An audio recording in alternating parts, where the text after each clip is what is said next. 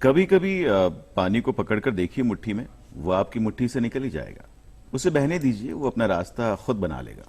जिंदगी में भी कभी कभी परिस्थितियां ऐसी आती हैं कि हम समझ नहीं पाते कि क्या करना है, कैसे करना है। ऐसे में जीवन की गति को शांत भाव से देखते रहिए, जीवन भी अपनी गति बना ही लेगा।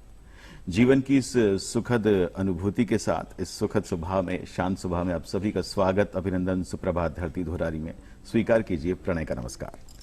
और मैं गायत्री बिश्नोई जी। बिल्कुल ठीक कहा प्रणय आपने। इसलिए कहते भी है, सपनों को कसकर पकड़ो, उन्हें पूरा करने में अपना सर्वस्व लगा दो।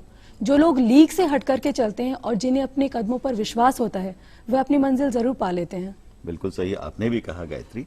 और आज जो मेहमान हमारे साथ यहाँ मौजूद हैं, वो एक इंसान है लेकिन उनमें दो व्यक्तित्व मौजूद हैं। सेना में भी रहे हैं, वहां भी अपने जलवे दिखाए हैं, और नेफ्रोलॉजिस्ट भी रहे हैं। आइए हम मिलकर स्वागत करें ब्रिगेडियर अनुज राजवंशी जी का। बहुत बहुत स्वागत अनुज राजवंशी साहब, आपका सुप्रभात धरती धुरारी में। बहुत स्वागत है सर आपका। आर्मी की एक वेल डिसिप्लिन लाइफ, और डॉक्टर भी रहे हैं आप। सुबह की शुरुआत कैसे होती है?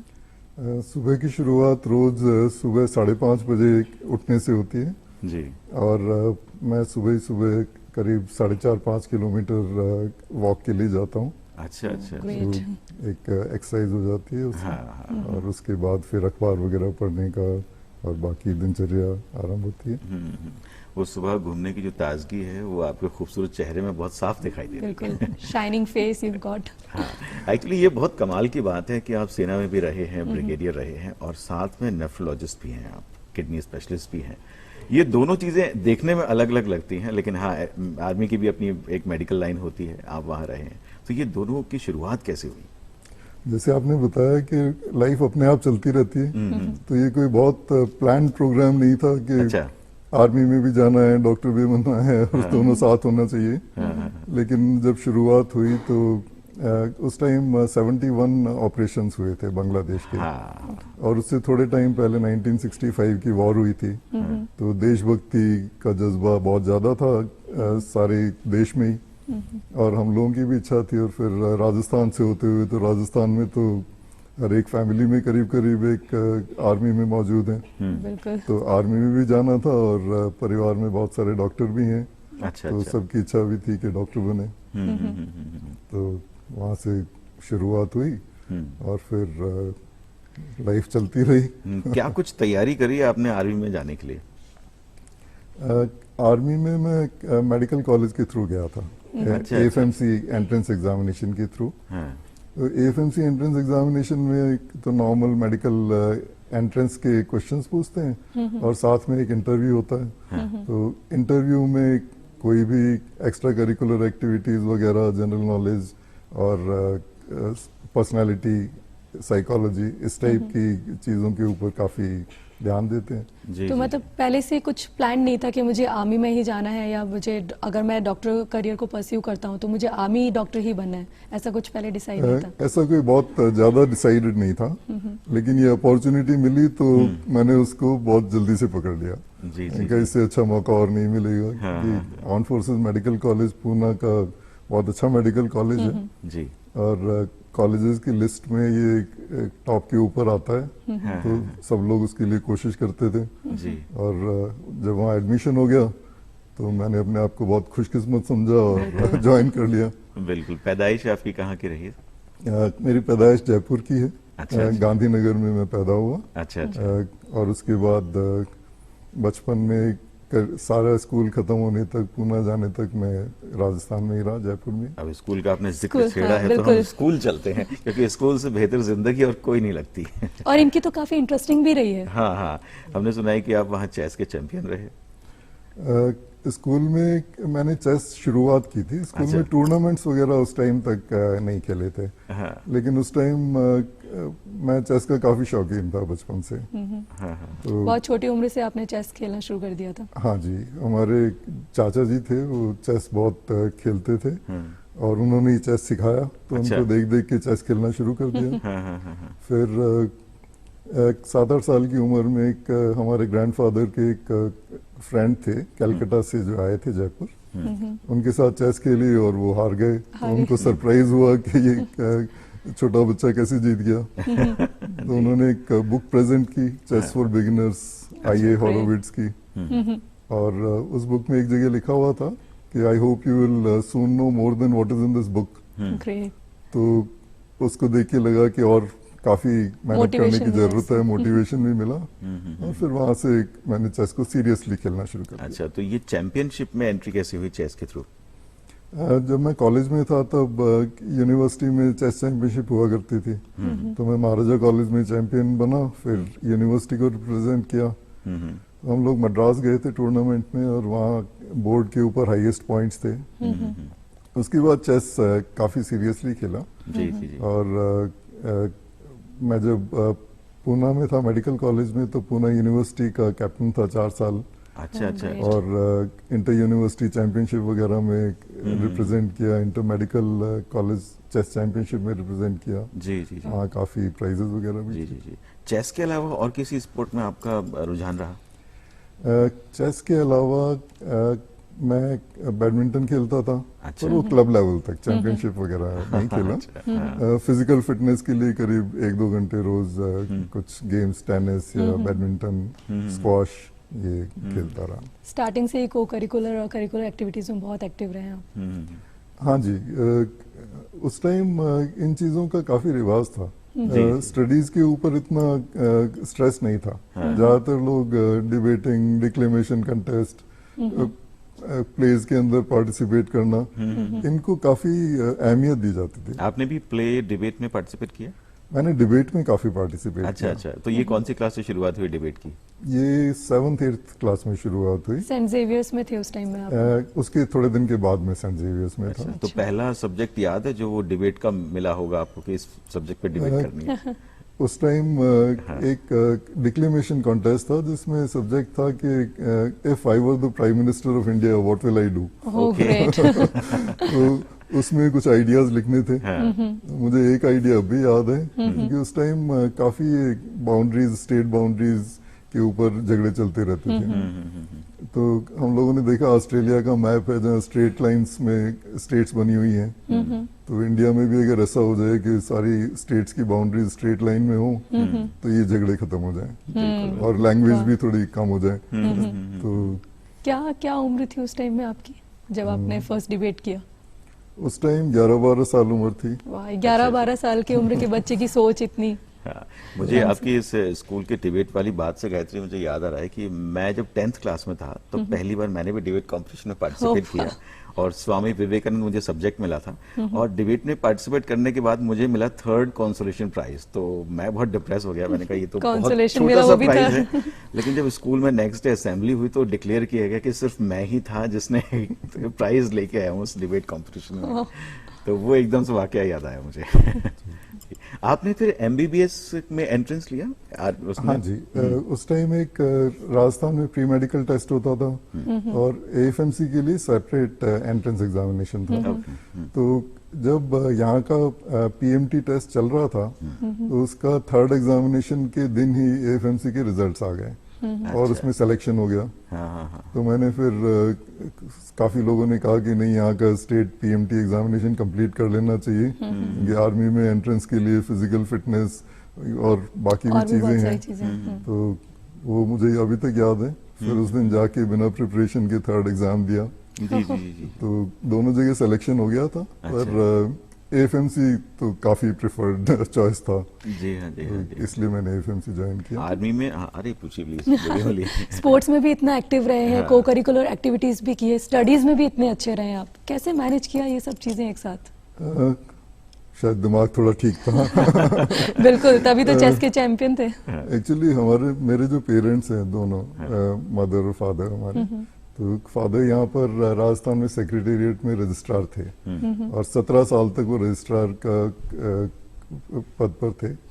और मदर ने बहुत पहले, वो संगरिया एक जगह है, वहाँ उन्होंने मैट्रिकुलेशन के इक्विवेलेंट एग्जामिनेशन दिया था। तो उस टाइम वहाँ एग्जाम होते नहीं थे, वो पंजाब में जाके उन्होंने एग्जाम दिया और दोनों बहुत कीन थे कि बच्चे अच्छी पढ़ाई करें और दोनों बहुत शार्प थे। उनकी मेमोरी और इंटेलिजेंस काफी अच्छी थी। हालांकि मैं खुद अपने पेरेंट्स के बारे में बता रहा हूँ, लेकिन हमें लगता था कि उनके एक्सेप्शनल एबिलिटीज हैं। इंस्पिरेशन तो वहीं से आती है। हाँ जी। बिल्कुल। तो मुझे ज्यादा मेहनत नहीं करनी पड़ी ये सब चीजें करने में। तो मतलब वो जी। चीज जीन में ही थी। शायद। जी जी जी। तो आर्मी में जो आपकी एंट्री हुई, आसान रही या आप उसे बहुत कठिन मानते हैं? एंट्री बहुत कठिन नहीं थी।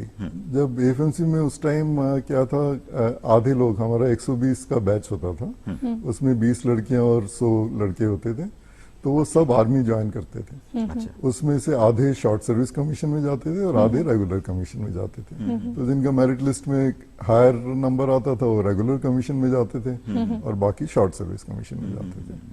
तो एएफएमसी से एमबीबीएस करने के इमीडिएटली बाद मैं कमीशन मिल गया, आर्मी में लेफ्टिनेंट बन गए इंटर्नशिप के दौरान, और उसके बाद तो रेगुलर कमीशन है, फिर तो रेगुलर आर्मी लाइफ है। आर्मी का नाम सुनते ही ऐसा लगता है कि बहुत डिसिप्लिन्ड लाइफ है। वहाँ पे हर काम को करने के लिए एक परफेक्ट टाइम फिक्स्ड है और उतने टाइम पीरियड में आपको वो करना है और बहुत डिसिप्लिन तरीके से करना है। तो आपकी शुरुआत जो हुई, पहला जो साल रहा आर्मी में, वो आपको अच्छा लगा या आपको लगा कि कहाँ आ गए, बहुत या बड़ी फिर गलती नहीं, कर हाँ, दी? बिल्कुल।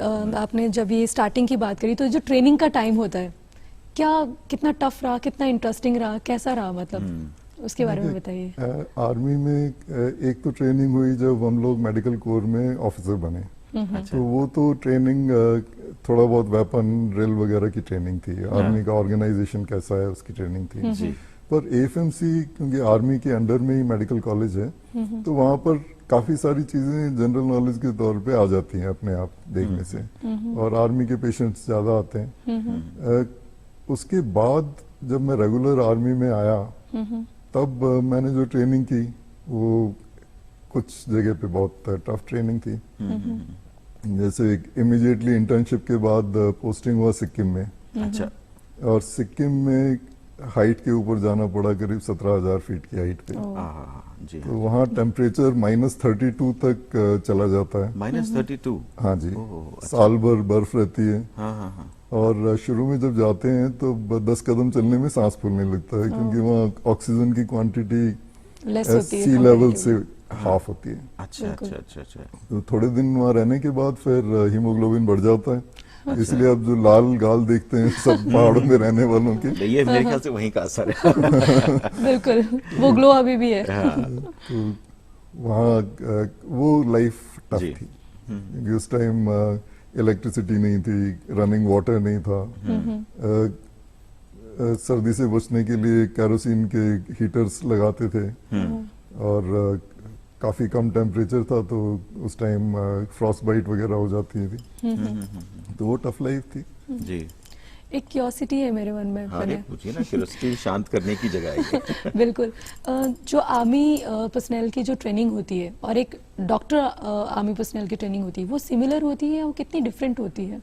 जो बाकी आर्मी ऑफिसर्स की ट्रेनिंग होती है उसमें बाकी बहुत कुछ होता है। जैसे उनकी ट्रेनिंग होती है एज अ फाइटर, कि वो लड़ाई में जाएं तो किस तरह अपने कमांड करें, किस तरह वो अटैक करें, किस तरह अपने एरिया को डिफेंड करें, वेपन्स कैसे चलाएं, वेपन्स की पोजीशन कहाँ पे रखें। तो उसकी स्ट्रेटजी, टैक्टिक्स वगैरह की ट्रेनिंग हम लोग ज्यादा नहीं सीखते।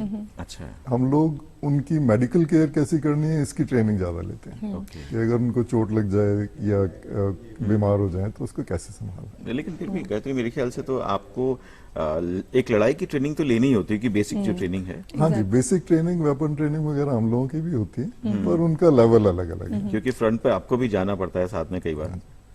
ऐसा हुआ कभी?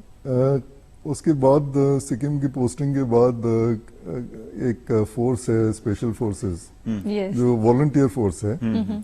तो उसके लिए लेटर्स आए थे कि कोई वॉलंटियर ज्वाइन करना चाहे तो वो अपना विलिंगनेस दे सकते हैं। तो मैं थोड़ा सा उस टाइम लगा मुझे कि पहाड़ पे बैठने की जगह कुछ एडवेंचर और ट्राई करना चाहिए। बिल्कुल। और पहाड़ियों पे बोरियत भी ज्यादा होती है, क्योंकि वहाँ कम्युनिकेशन वगैरह लेस होता है लेस होता comparatively, है। yes. न्यूज़पेपर भी एक वीक के बाद पढ़ने को मिलता है। तो मैंने वॉलंटियर किया और स्पेशल फोर्सेस के लिए, और भाग्य अच्छा था, इसलिए जो हिंदुस्तान की सबसे पुरानी पलटन है, फर्स्ट पैरा पंजाब, Yes. ये फर्स्ट पैरा कमांडो थी उस टाइम, और स्पेशल फोर्सेस का पार्ट थी। तो इसमें एक प्रोबेशन होता है 3 महीने का, जी। और काफी खतरनाक किस्म का प्रोबेशन है। अच्छा। तो कैसे खतरनाक है? खतरनाक, एक तो फिजिकल काफी रिगरस ट्रेनिंग है।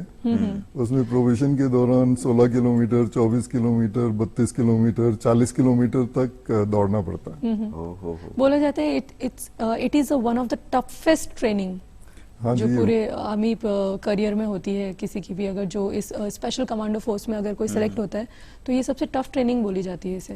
हाँ जी, ये आर्मी में, इंडियन आर्मी में ही नहीं, वर्ल्ड के काफी कंट्रीज में सबसे टफेस्ट कोर्सेज में है। डॉक्टर्स के लिए थोड़ा सा रिलैक्सेशन है, हम लोगों को इतने टफ कोर्सेज नहीं करने पड़ते। लेकिन मुझे याद है 40 किलोमीटर तक 40 किलो कमर के ऊपर वेट रख के और हाथ में राइफल वो लेके, पिट्ठू बांध करके। बिल्कुल। और 6 घंटे में, अगर उसे 6 घंटे से लेट हो जाए तो फिर फेल हो जाते थे। तो फिर वापस जाना अपनी यूनिट में, सबको बताना कि नहीं, मैं फेल हो गया। मैं फेल हो गया। तो एग्जैक्टली। जी हाँ, तो जी हाँ। इसलिए थोड़ी हिम्मत रख के कुछ किया ट्रेनिंग में, प्रोबेशन वगैरह कंप्लीट किया। फिर उसमें पैराशूटिंग करनी होती है। अच्छा। तो पैराशूट से जंप करना भी शुरू में तो लगता है कि पता नहीं क्या होगा, हाँ, पता नहीं लेकिन थोड़े दिन में आदत हो जाती है। अच्छा। तो वो पहला जंप याद है जिसने रोंगटे खड़े किए आपके? उससे पहले जो ट्रेनिंग होती है वो इस टाइप की होती है कि थोड़ा सा बोर हो जाते हैं। अच्छा। रोज दिन भर बार बार रोल करते करते सुबह रोज 2 घंटे फिजिकल ट्रेनिंग चलती रहती है। तो मन में ये रहता है अब किसी तरह ट्रेनिंग खत्म हो, जंप करें और आगे बढ़े। और पहला जो जंप था वो उन दिनों पैकेट एयरक्राफ्ट होते थे एयरफोर्स के। अच्छा। तो मुझे याद है जो डोर्स के ऊपर दोनों साइड में खड़े होते थे आगे, और कुछ पकड़ने के लिए नहीं होता था, तो पीछे से टैप करते थे तो हम लोग बाहर कूद जाते थे। तो बाहर बहुत ज्यादा हवा चलती है, एयरक्राफ्ट की स्पीड है उसकी स्पीड से हवा मुंह को लगती है। अच्छा अच्छा अच्छा। तो एकदम झटका सा लगता है। और थोड़ी देर बाद जब तक पता लगे तब तक पैराशूट खुल जाता है। अच्छा, पैराशूट अपने आप खुलता है या नहीं, आप वो खोलते हैं? खोलना। पैराशूट के अंदर एक स्टैटिक लाइन होती है, हाँ। जो एयरक्राफ्ट के अंदर एक स्टील रोप से बंधी रहती है। तो जब हम लोग कूदते हैं तो उसमें एक छोटी सी गांठ लगी रहती है, वो गांठ टूट जाती है। वो पुल करना पड़ता है शायद उसको, ऐसा कुछ होता है। स्काई डाइविंग में तो पुल करना जरूरी है। अच्छा। इसमें बिना पुल किए पैराशूट जनरली अपने आप खुल जाता है। हाँ। अगर इमरजेंसीज में नहीं खुले तो पुल करके एक स्पेयर पैराशूट होता है, रिजर्व पैराशूट, उसको तो मेंटली कितना प्रिपेयर रहना पड़ता होगा इन केस अगर पैराशूट ना खुले, तो वो अपने आप को मेंटली अवेयर रखना उस टाइम में कि मुझे उस ट्रिगर को पुल करना है so that I can save my life. वो सारा कंसंट्रेशन उस टाइम इस को पुल करने में ही होता है। अच्छा, जंप करते टाइम में? जंप करते टाइम कि अगर ये नहीं खुला तो मुझे ही पुल करना है। जंप करते टाइम हाथ एक रिजर्व पैराशूट के ऊपर इसीलिए होता है जी, जी, कि उसमें जी। टाइम ज्यादा नहीं होता पुल करने में। बिल्कुल। तो एक जो आर्मी में आने से पहले की जिंदगी थी और आर्मी में आने के बाद की जो जिंदगी, क्या तब्दीली आई लाइफ स्टाइल में? लाइफ स्टाइल बिल्कुल अलग है। आर्मी का लाइफ स्टाइल और सिविलियन लाइफ स्टाइल में बहुत फर्क है। आप अगर जयपुर में कैंटोनमेंट में जाएंगे और बाहर सिटी देखेंगे तो आपको बहुत फर्क नजर आएगा। बिल्कुल। जी जी जी। कैंटोनमेंट में आपको एक प्लास्टिक का कोई टुकड़ा नहीं मिलेगा सड़क पे, सब लोग ढंग से चल रहे होंगे और कोई रैश ड्राइविंग नहीं होगी। तो इस टाइप की चीजें वहाँ पर आर्मी में सब जगह करीब करीब कैंटोनमेंट एक से हैं, और बहुत क्लीन है, standard of hygiene, standard of living काफी अच्छा है। बिल्कुल। तो ये अनुशासन आपकी ट्रेनिंग में शामिल होता है या इसका भी कोई चैप्टर होता है वहाँ? दोनों चीजें हैं, एक तो अनुशासन ट्रेनिंग में भी शामिल होता है, दूसरा वहाँ पर अगर इस अनुशासन को ब्रेक करें तो टोकने वाले सब लोग मिल जाते हैं। अच्छा अच्छा। जो भी सीनियर होते हैं वो उसको इग्नोर नहीं करते कि कोई बात नहीं ऐसा हो गया। वो जनरली बता देते हैं कि आज टाइम पर नहीं आए, आज वर्दी ठीक नहीं है, या जो काम जैसे होना चाहिए था वैसे नहीं हुआ। तो ऐसी गलतियों पर कोई पनिशमेंट भी होता होगा या सिर्फ वार्निंग होती है? पनिशमेंट के भी अलग अलग लेवल्स हैं। अच्छा। अगर डिपेंड करता है कि कितनी कितनी सीरियस, बड़ी गलती है कितनी आपकी, बड़ी उस पे गलती डिपेंड है, करता है। बिल्कुल। जी। कितनी बड़ी गलती है। राजवंशी साहब, ये तो आर्मी की आपकी जो ट्रेनिंग है, जो टफ ट्रेनिंग जिससे गायत्री कह रही थी, वो हो गई। उसके बाद जब आपने मेडिकल लाइन में आप आ चुके थे, आपने एमबीबीएस कर लिया, तो किडनी स्पेशलिस्ट के रूप में आपने क्यों सोचा, सिर्फ किडनी ही क्यों? उस टाइम पहले मैंने एमडी मेडिसिन किया और मैं चेन्नई में पोस्टेड था। तो वहाँ पर कुछ मरीज ट्रांसप्लांट के लिए आते थे, जो वहाँ पर अपोलो हॉस्पिटल में उनका ट्रांसप्लांट होता था। तो उनको देख के मुझे लगा कि ये एक ऐसी ब्रांच है जो बहुत ज़्यादा डेवलप नहीं है और उसमें रिजल्ट्स अच्छे हैं। तो इसलिए मैंने नेफ्रोलॉजी में इंटरेस्ट हुआ। अच्छा। फिर मैंने पीजीआई से नेफ्रोलॉजी किया, डीएम, और उसके बाद से आर्मी के अंदर एज नेफ्रोलॉजिस्ट काम करना शुरू तो किया। ये नेफ्रोलॉजी की जो पढ़ाई थी आर्मी में रहकर ही हुई या? हाँ जी, आर्मी में स्टडी लीव मिलता है। अच्छा। तो स्टडी लीव के दौरान ऐसे पढ़ाई कर सकते तो हैं। ये आर्मी ही ये अगर आपको किसी चीज़ में स्पेशलाइजेशन करना है, जैसे आपने इसमें स्पेशलाइजेशन किया, तो उसके लिए आर्मी आपको अलग से टाइम देता है या आर्मी ही ट्रेनिंग प्रोवाइड करता है इन सब चीज़ों के लिए? जैसे एमडी की ट्रेनिंग है वो तो आर्मी के यूनिफॉर्म में रह के आर्मी का काम करते करते हो जाती है। ये डीएम कोर्स अलग पीजीआई चंडीगढ़ में है, तो उसका इंस्टीट्यूट सेपरेट है। तो आर्मी स्पॉन्सर करती है कैंडिडेट्स और उनको एंट्रेंस एग्जामिनेशन के थ्रू क्वालिफाई करना पड़ता है। तो जनरल जो मेडिकल कॉलेजेस होते हैं वहीं रेगुलर जैसे हाँ जी, औरों की पढ़ाई होती है वैसे? बिल्कुल वैसी पढ़ाई होती है। हम लोग उस टाइम यूनिफॉर्म में भी नहीं रहते अच्छा। और बाकी स्टूडेंट्स की तरह कोर्सेज करते हैं। और वो 2 साल का स्टडी लीव पीरियड था।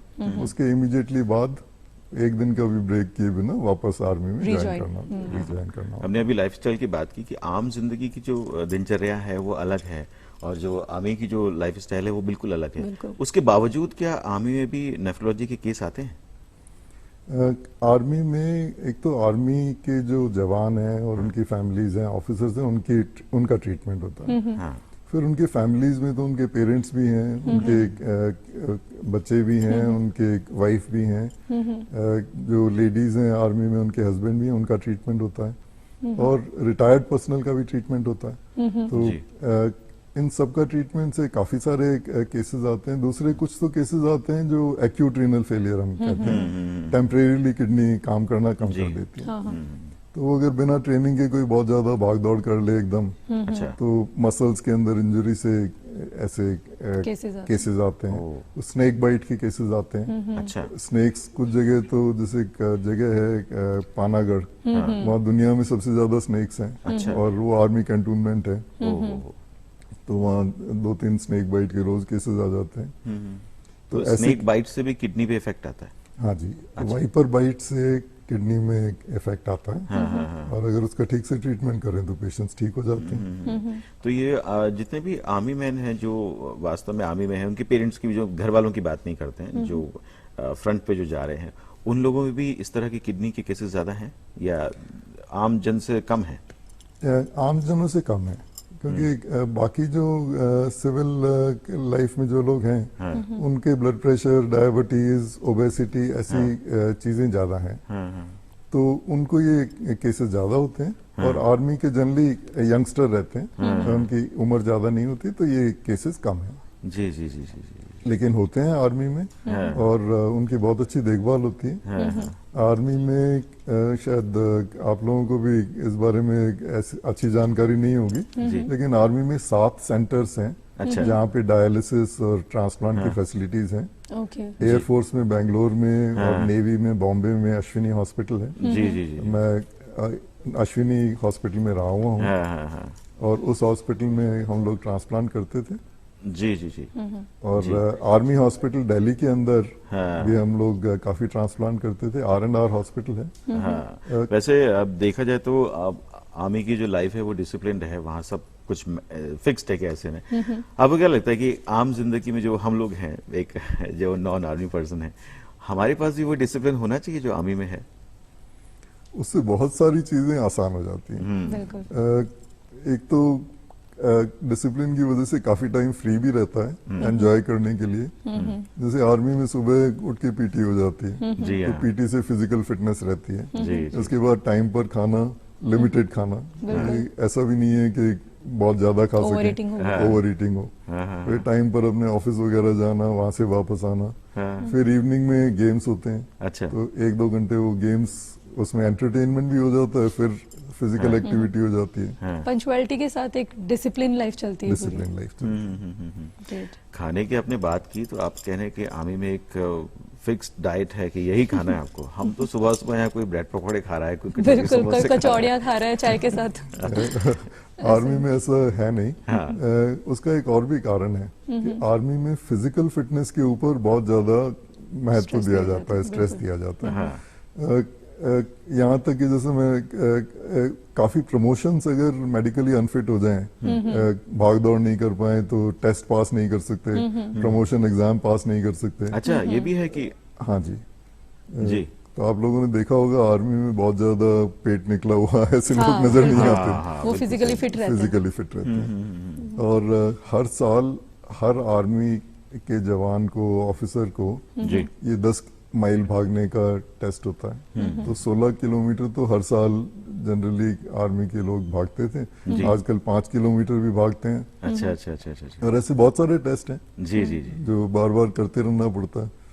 ये मेरे ख्याल से भागना एक वजह है जो बहुत फिट रखता है आपको। बिल्कुल। लेकिन हम यहाँ थोड़ा भागेंगे नहीं, थोड़ा सा घूम कर आएंगे। भागने की बात बाद में करते हैं। पधारो, हमारे देश में चलते हैं, एक छोटी सी सैर करके आते हैं हमारे राजस्थान की, और फिर आपसे बातचीत का दौर जारी रखेंगे। आइए चलते हैं।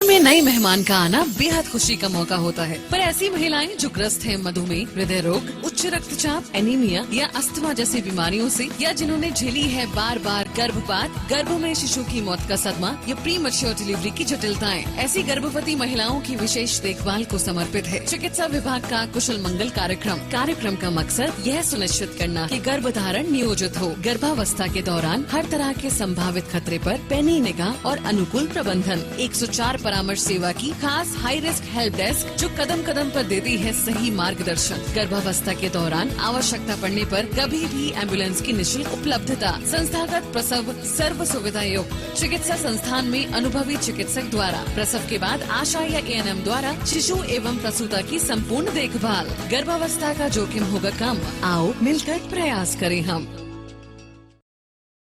देश ही नहीं, दुनिया भर के परिदृश्य में बेजोड़ है राजस्थान का वैभव।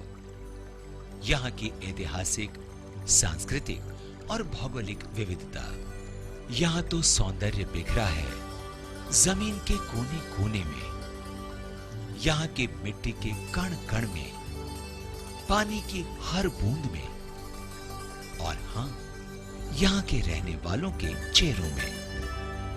उसी सौंदर्य की तलाश लिए चलती है हमें एक दूसरी दुनिया की ओर, राजस्थान की ओर।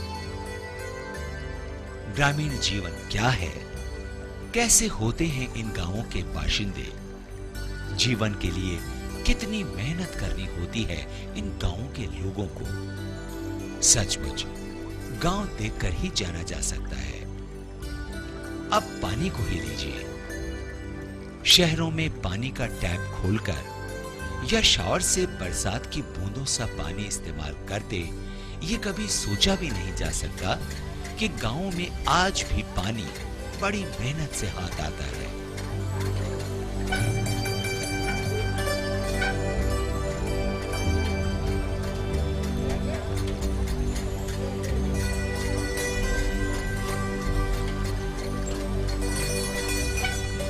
इंसान ही नहीं, पशुओं को भी हमारे लिए मेहनत करनी पड़ती है इस धरती से पानी हासिल करने के लिए। सदियों से भारत में पानी का स्रोत रहा है रहट। बैल जब गोल गोल घूमते हुए कुएं पर लगे इस चक्र को घुमाते हैं, तो चेन की तरह बंधे पानी के बहुत से पात्र धरती माँ की गोद से बहुत गहरे से पानी लाकर हमारी प्यास बुझाते हैं। सचमुच जीवन के चक्र को समझना हो तो सबसे बेहतर चीज है रहट के ये चक्र।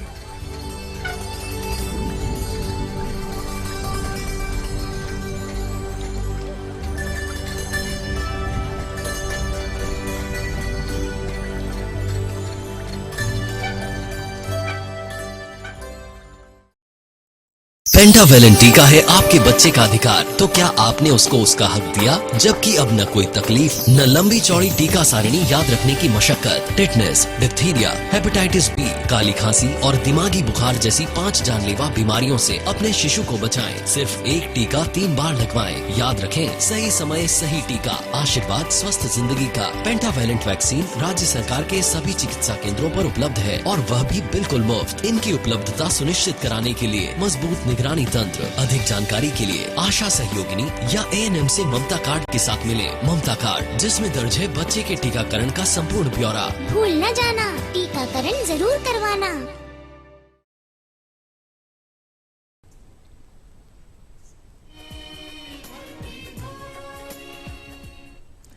सुप्रभात धरती धुररी में आपका एक बार फिर से स्वागत है। हम अभी घूमकर आए राजस्थान के गांव से, और गायत्री, मैंने वो देखा बैलगाड़ी वाले जो रहट कभी कभी गांव में जाते हैं तो वो पानी में, क्यारियों में पानी लगता हुआ अपने आप वो रहट चलता हुआ बड़ा सुकून देता है। मजा बिल्कुल आता है। प्रणय, विजिट किया है हमने राजस्थान। हाँ, अभी डॉक्टर राजवंशी जी से बात चल रही है, आपसे जानना चाहूंगी, आप भी ट्रैवल का शौक रखते हैं, उसके बारे में कुछ बताइए। हाँ जी, आर्मी तो पूरा देश घुमा देती है। एक कोने से अलग अलग दूसरे जगह कोने तक। पोस्टिंग्स और जी, अलग अलग हाँ। हाँ एक्सपीरियंसेस। जी, ज्यादातर 3 साल के बाद एक जगह से दूसरी जगह ट्रांसफर हो जाता है, अच्छा। और देश के किसी कोने में भी ट्रांसफर हो जाता है, देश के बाहर भी बिल्कुल। जा सकते हैं। तो आर्मी में तो करीब करीब सारे इंडिया में घूम लिए हैं, और बाहर भी जाने का बीच बीच में प्रोग्राम बनाते रहते हैं। तो अभी आपने बताया आप साउथ अफ्रीका का प्लान कर रहे हैं। हाँ जी, जुलाई के 2nd वीक में हम लोग फैमिली के साथ, और कुछ हमारे फ्रेंड्स हैं कॉलेज टाइम के, तो बहुत पुराने फ्रेंड्स हैं, और फ्रेंड्स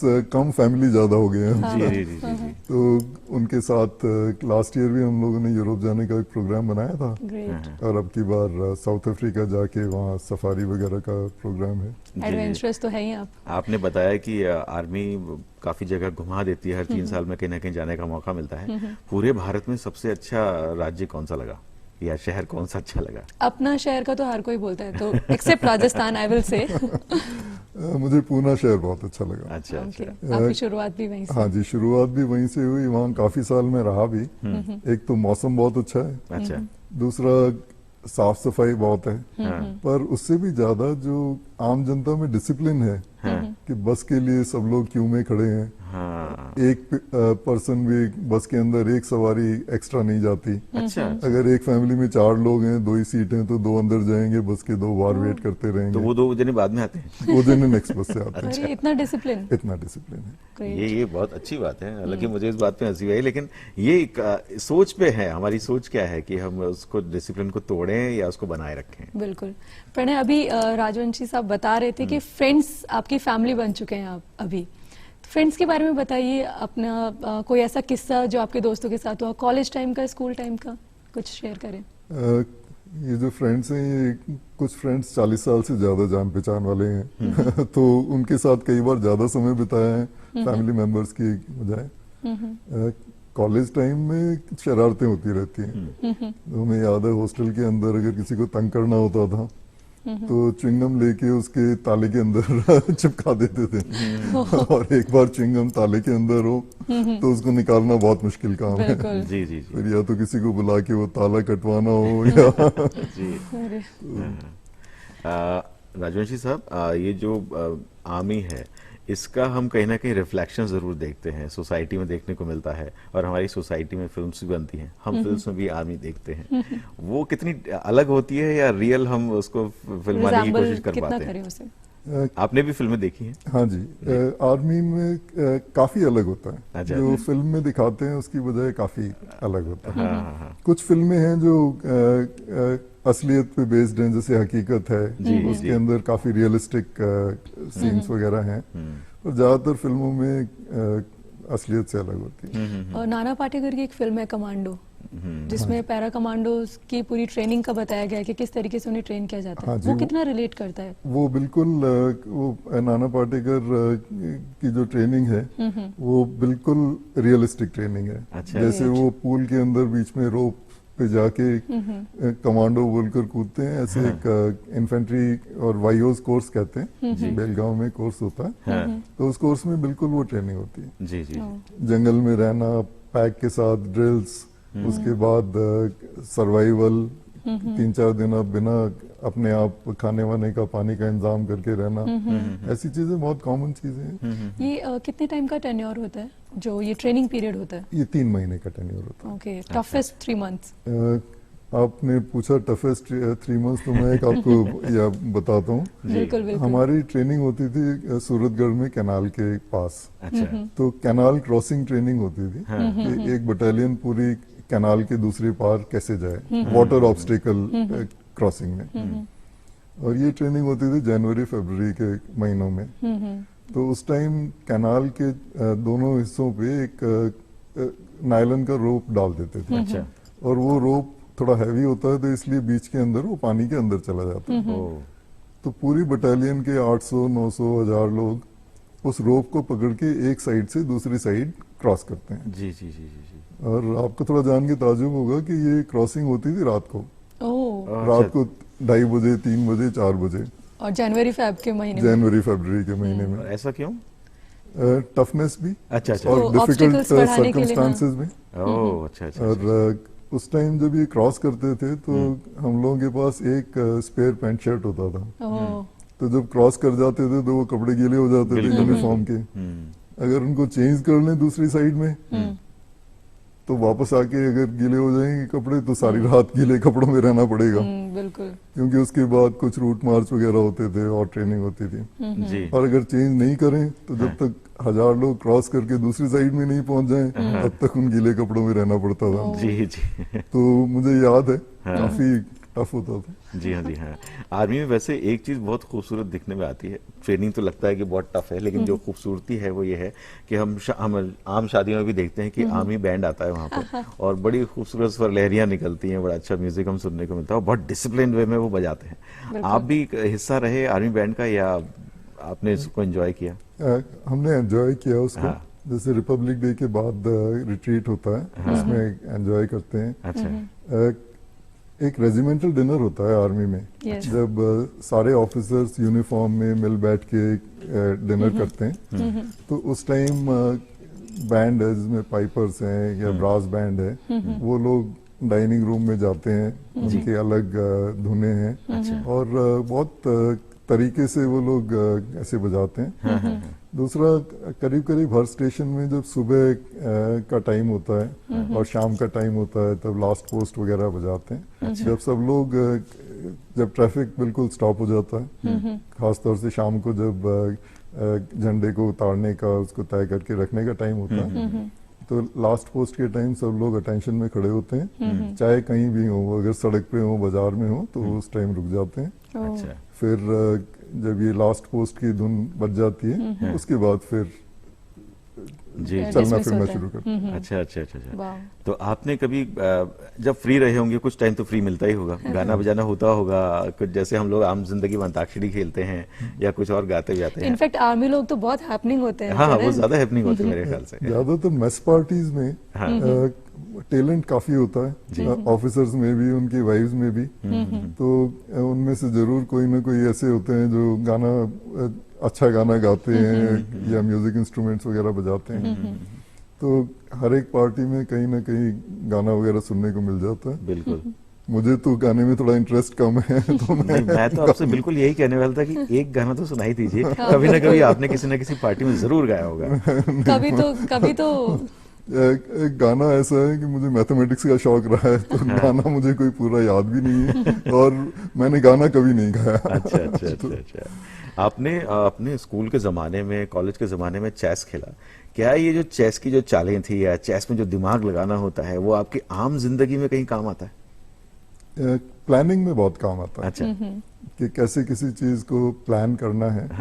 और थोड़ा सा इसमें जो out of the way thinking है, क्योंकि आपको अपोनेंट को बीट करना है। चेस में खास बात यह है कि एक ही पोजीशन से स्टार्ट करते हैं, उसमें वेदर का कोई फर्क नहीं पड़ता, गर्मी सर्दी का कोई फर्क नहीं पड़ता, टाइमिंग दोनों बराबर हैं, दोनों एक पोजीशन से स्टार्ट करते हैं। तो ये खाली एक ब्रेन का कंपटीशन है दूसरे के अगेंस्ट। जी जी। तो वो क्या सोच रहा है और उसको कैसे उसकी सोच को काट के उसको हराना है, ये चीज इसके ऊपर आम focus है। जिंदगी में Planning कहीं ना कहीं plotting काम के साथ। करती है। ये चीजें काम करती तो डॉक्टर साहब, आपने काफ़ी सीनियर पर्सनल्स को ट्रीट किया है, उनका ट्रीटमेंट किया है।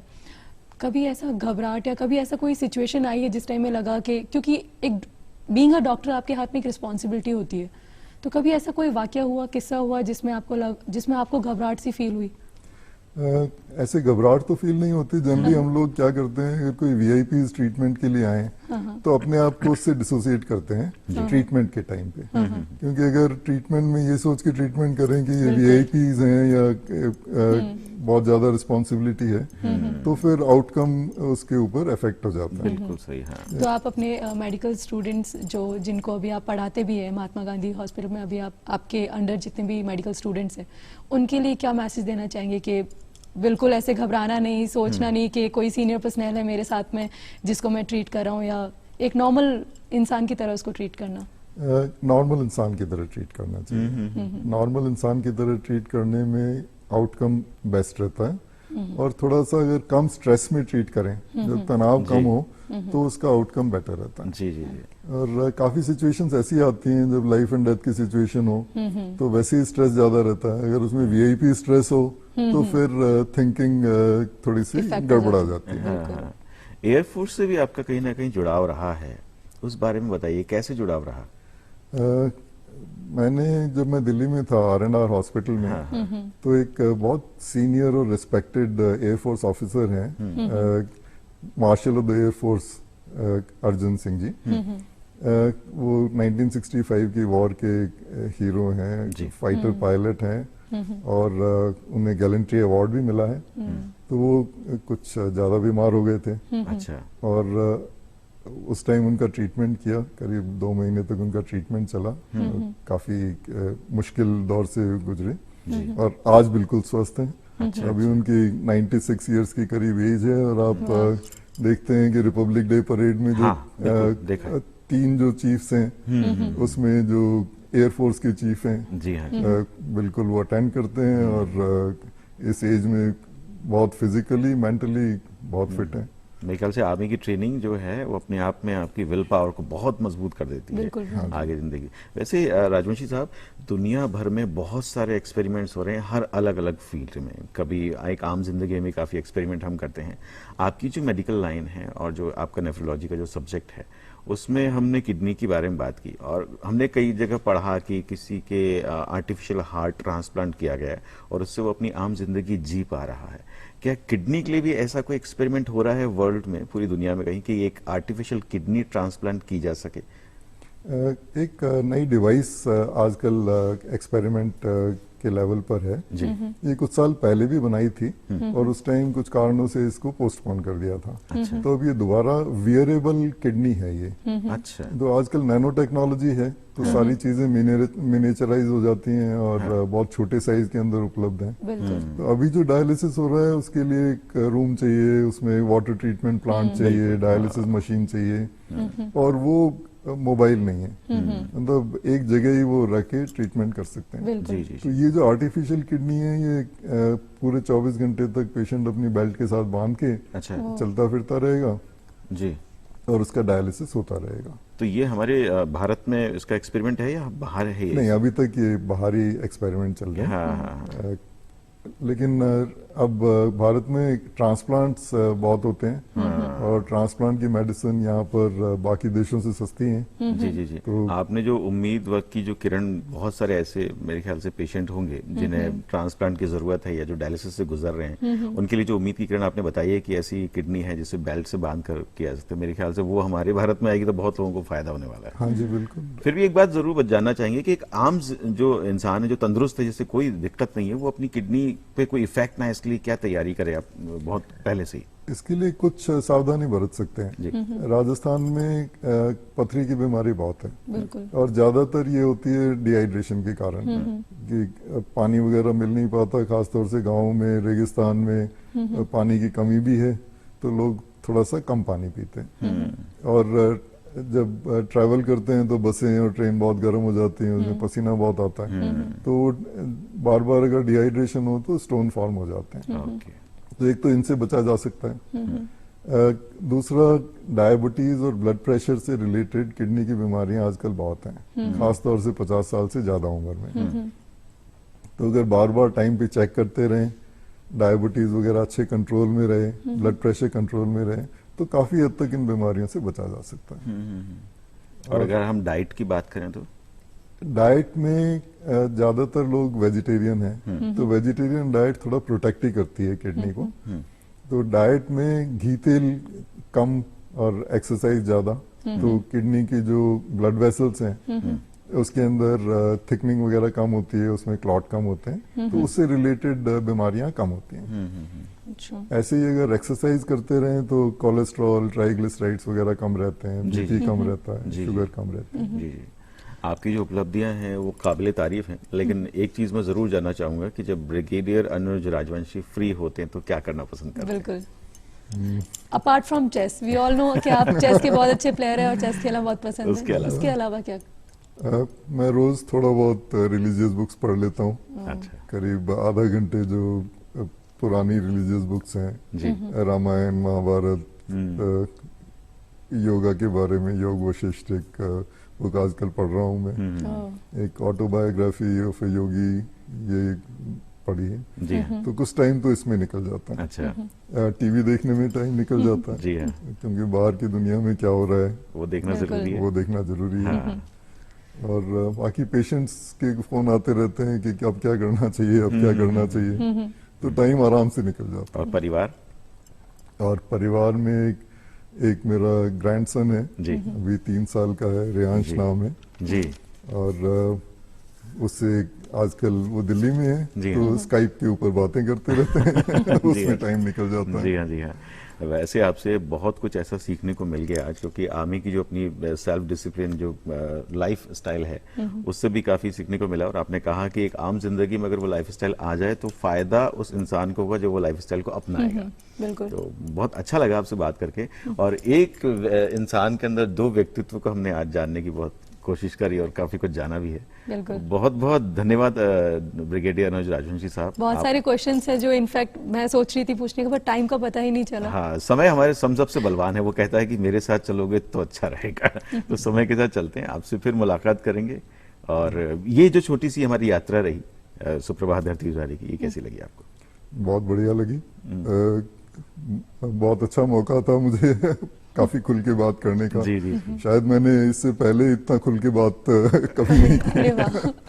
जी तो ये जी, आप लोगों को बहुत धन्यवाद है कि आप लोगों ने ये मौका दिया। आपको भी धन्यवाद कि आपको अपना भी, हाँ। कीमती समय हमारे नाम किया। बहुत बहुत धन्यवाद। जय और बिल्कुल। इजाजत दीजिए प्रणय को, और मेरे साथ आज गायत्री जोड़ी गायत्री है को। उनको भी। और चलने से पहले एक मीठा सा लोकगीत आपके नाम, हम आपसे मुलाकात फिर करेंगे।